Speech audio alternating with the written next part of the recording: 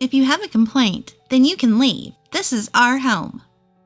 I finally lost my temper at the person in front of me who was yelling at me. Sheesh, I really did it, didn't I? I thought so for a moment, but I had no regrets.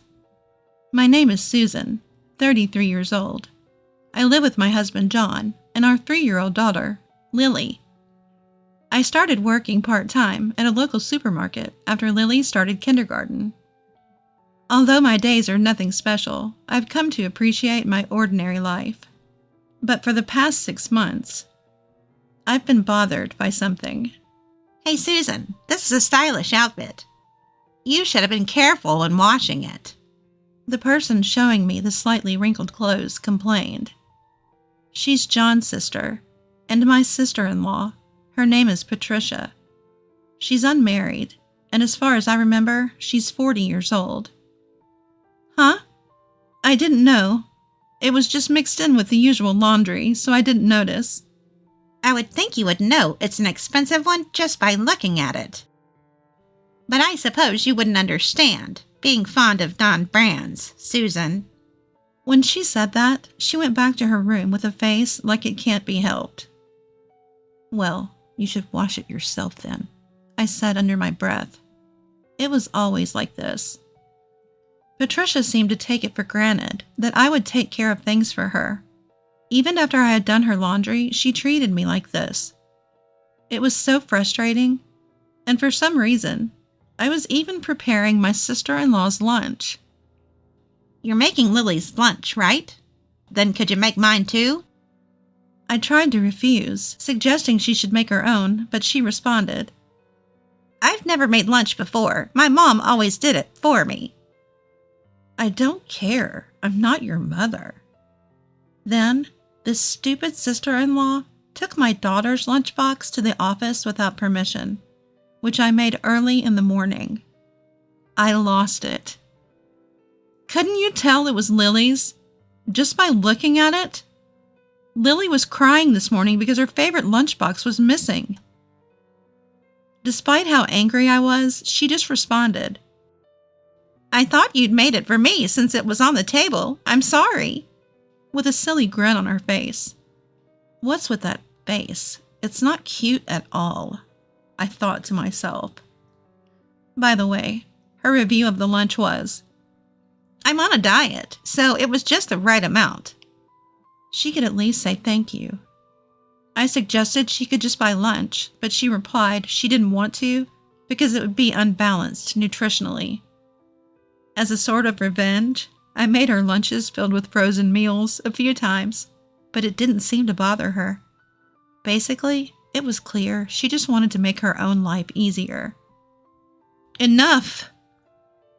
Half a year ago, we began living in this house with my in-laws. Since we moved here, I've found myself getting irritated much more frequently. Even if I told John about it, he didn't seem to take it seriously, while I was begrudgingly doing the housework. Susan, I'm sorry. My mother-in-law, leaning on her cane, started a conversation. She had lost her husband about a decade ago and had continued to work as a full-time employee since then. She had slightly high blood pressure, which led to her suffering a stroke one day. Fortunately, she survived, but was left with a slight paralysis on her right side. With the help of a cane and leg brace, she could still manage to walk. However, maintaining her job was too much of a challenge, so she had to quit her long-term employment. Now she lives on her pension. It's a real lifesaver that you've come. Thank you, Patricia, as always. I apologize, she said. My mother-in-law had no language impairment and could converse like this. Whenever my sister-in-law and I had a disagreement, she would always apologize to me like this. To my selfish sister-in-law, my mother-in-law would regularly say, Enough is enough. You should leave right now. But my sister-in-law would just respond with, Huh? Why? It's convenient to live here since it's close to work. Okay, I'll consider it. Showing that she wasn't really taking it seriously. My mother-in-law was never an old-fashioned bully, and she would always thank me. Even my daughter Lily was very attached to my mother-in-law. When I first heard that my mother-in-law had collapsed, I could never have imagined that things would turn out this way. Because my sister was also living with her, and even though my sister-in-law had a job, my mother-in-law was neither bedridden nor needed 24-hour nursing care. I just thought I'd drop by once in a while and lend a helping hand if needed. But my husband thought differently. "Let's move into my parents' house." My husband told me this after my mother-in-law's collapse, and after a day at work. "What?" Caught by surprise, I stared at him open-mouthed, and he said, "I've already contacted the real estate agent, and we'll terminate the lease at the end of next month." You can't just spring this on me, and moving in together all of a sudden? Wouldn't your mother dislike that? I was shocked and told him so. Despite what I said, my husband said, "It'll be fine, and it's my childhood home after all. I'll be comfortable there, and I know my mom would be happy living with her son and granddaughter." How easygoing could he be? "Well, it might be fine for you, John, since it's your childhood home." "Lily, you'd like to live with Grandma, right?" Asked this by my husband. Our innocent daughter answered, "Yes, Lily loves Grandma." At that time, I didn't think my sister-in-law would be so terrible, and I seriously thought it would be tough to leave my mother-in-law to Patricia. Patricia must have a tough time handling it all alone. "Let's all pitch in and help until things settle down," I told my husband. In response to my words, my husband replied, "Huh? Help out? Well, yeah, sure." His response was vague, and I wasn't sure if he understood or not. And that's how things went. And before we knew it, we had moved into my husband's family home. As I expected, my mother-in-law had a complicated expression on her face on the first day we moved in. "I'm really fine, you know. Susan, suddenly moving in? You must have disliked it, right?" She told me with an indescribable expression on her face. Upon hearing those words, I immediately knew that my husband had made the decision to move in with his mother against her will. But there is such a thing as getting used to circumstances. And despite our initially stiff interactions, my mother-in-law and I gradually became amiable through continued conversations. She willingly helped with dinner and the household chores, saying it was sort of like therapy. My parents' house is far away from the center, and I was deeply moved. My mother and I used to cook together like this. It's kind of nostalgic. "Lily will help too." Ever since she started attending kindergarten, my daughter Lily's vocabulary has grown. She plays with a lot of her friends, and her appetite has significantly increased. She's become more assertive recently, and when her favorite clothes are in the wash or she dislikes her hairstyle, she often has a sulky expression. Even that behavior is cute, and I can tell she's becoming more independent. "I'm taking a day off from kindergarten today." Even when she puts on a sulky face. "Oh, Lily, you're looking super cute today, just like a princess." When told this by her grandmother, she'd often perk up and cheerfully go to kindergarten. My self-centered husband and sister-in-law Patricia continued to be a source of concern, but I began to think that life at my in-laws might not be so bad. I never imagined what would happen next. "Hey, since we started living in my childhood home, you should increase my allowance." One day, my husband actually said this. I didn't quite understand what he meant. "Huh? What do you mean? It's hard to understand." As I said this, my husband looked puzzled and said, "Well, we're living here now, so we're not paying rent or utility bills, right? So you can give that to me as my allowance." He said something stupid like that. Moreover, my husband said it was strange that his allowance remained unchanged, even though our household income should have increased since I started working part-time. "We've come back to my original home, and everything is free." He even said that. What? Free? What's he talking about? Thinking to myself, was it me or was my husband crazy? I really couldn't understand what he was saying. If I had to say, I was confident it was my husband who was being ridiculous. Well, it's true that this is your mother's house, but we're living here and we often pay for groceries and daily necessities. The house we lived in was owned by my mother-in-law and had already been paid off by my late father-in-law. It was now her property. I believed that the utilities in the home maintenance fund, property tax, and fire insurance were paid by my mother-in-law and sister-in-law Patricia. Since I do most of the shopping, groceries and daily necessities are calculated from our household budget. For this, my mother-in-law would say apologetically after shopping, "How much was it? Let me pay it this time." But I refused. Sure, our expenses may have decreased a bit compared to when we were renting. But the addition of 2 more people meant that food expenses certainly increased. And when we could spare it, we were gracefully saving up for our daughter Lily's future. Furthermore, I was making lunch for my husband every day, and he rarely ate outside. My husband, who didn't have many friends, spent his holidays at home, mostly playing video games. Did he really need an allowance? I thought, but I gave him a reasonable amount anyway. I couldn't understand what he was so dissatisfied with. But when my husband John realized that our household was covering the living expenses, he muttered, "Why, that's silly," as he walked to his mother's room. What the hell is his problem? The one who's weird is him, not me.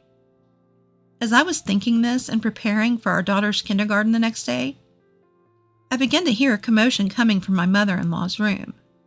I peeked into the room, only to find John furiously questioning, "Why?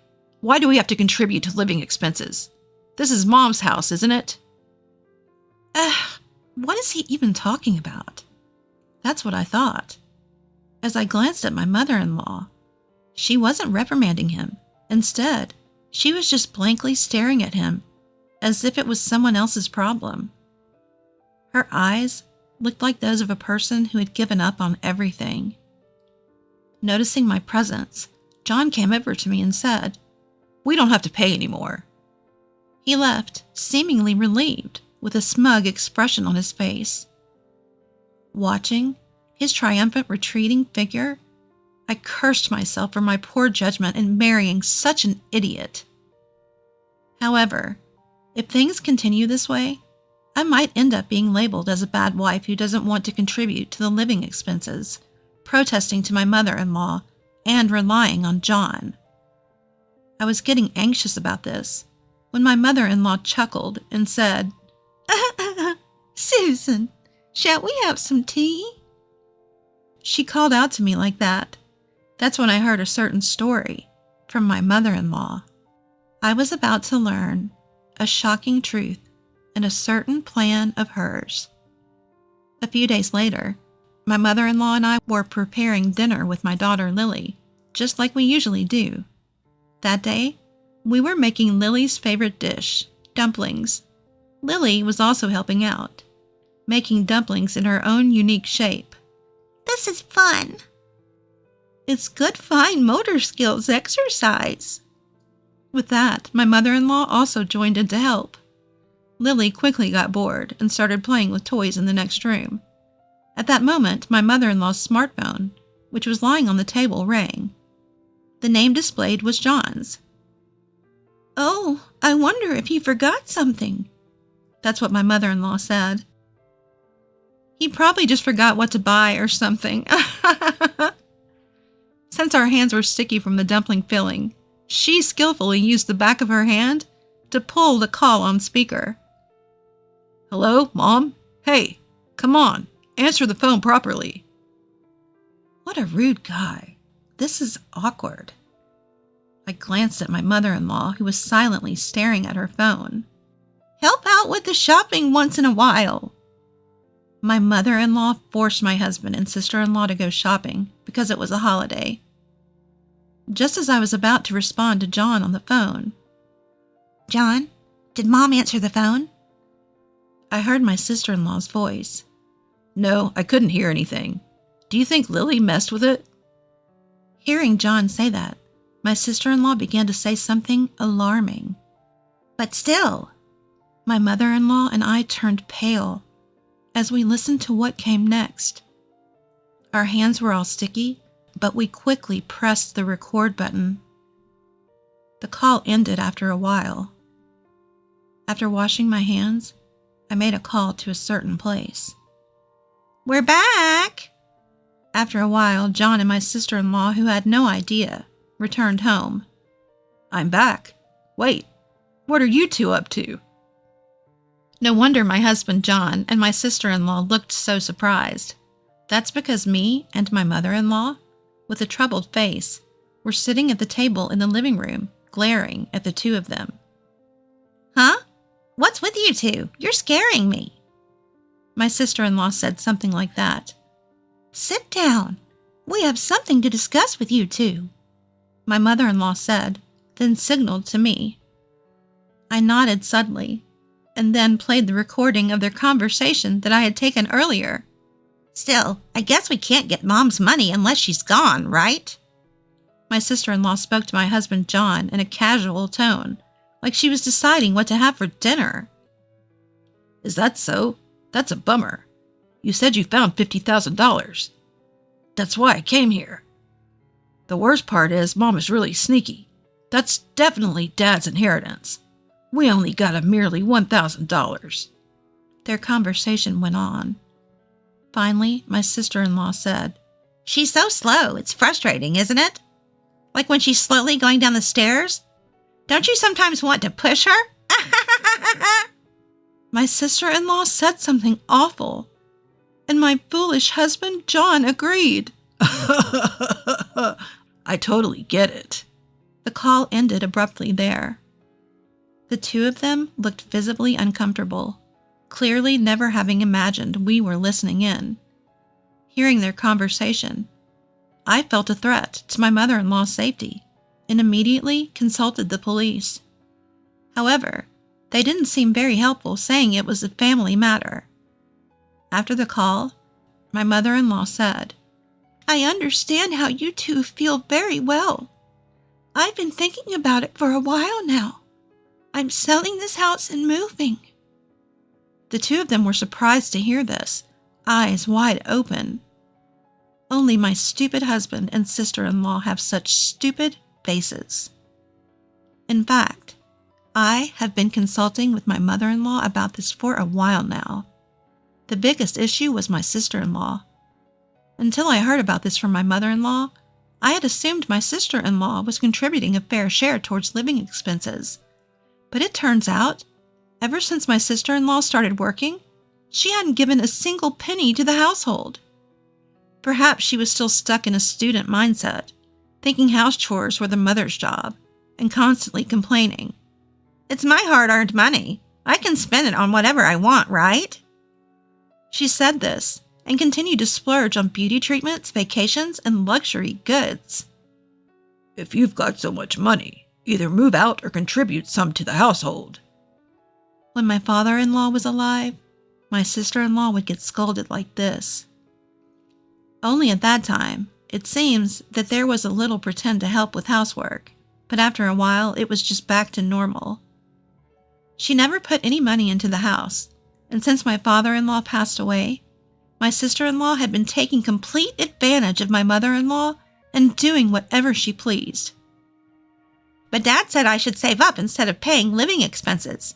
And just because I've started working, it's weird to suddenly ask me to contribute to the household. I knew she was trouble. Nothing's weird about that. My sister-in-law protested. I am not the bad one. Well, I wanted you to save money and move out. After I finished raising my kids, I wanted to have a quiet life. How many years has it been since you started working? You don't contribute a cent to the household. You must be quite the wealthy lady by now. My sister-in-law looked frustrated, seemingly lost for words. I have a job. Moving out all of a sudden is troublesome.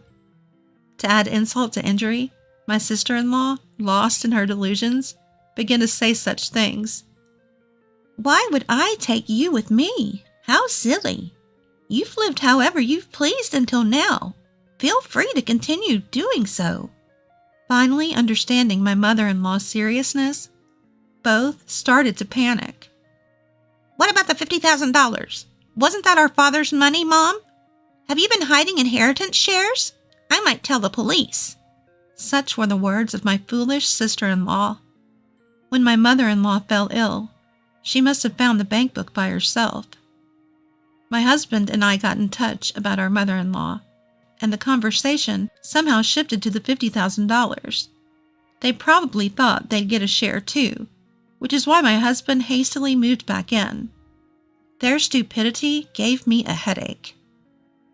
With a victorious expression, my mother-in-law calmly said, That was my money from when I was single. Your father had nothing to do with it. You two have been making a fuss about inheritance, but you foolish kids never let me save any money.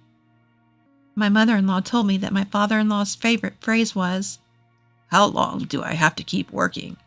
Before marrying me, my husband John lived the same way as my sister-in-law, which shocked me to the core. I remember when we were looking for an apartment, he would ask dumb questions like, What's a security deposit? A key fee? Homeowner's insurance? Aren't utility bills supposed to be around $30 a month? I cursed my past self. Our conversation must have woken up Lily, who had been sleeping in the next room. With a sleepy face, If you do something wrong, you should say sorry, right? Can Papa and my auntie do that? Since you are grown-ups?